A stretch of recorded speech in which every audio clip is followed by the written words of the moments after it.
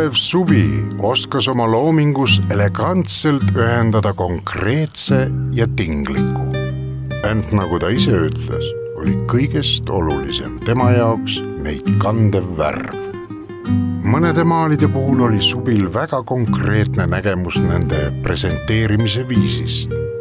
Nii ka siin, kaksikmaalil, mis pealkirjastki ütleb, et eraldi seisvana on tegu tarbetute ehitistega.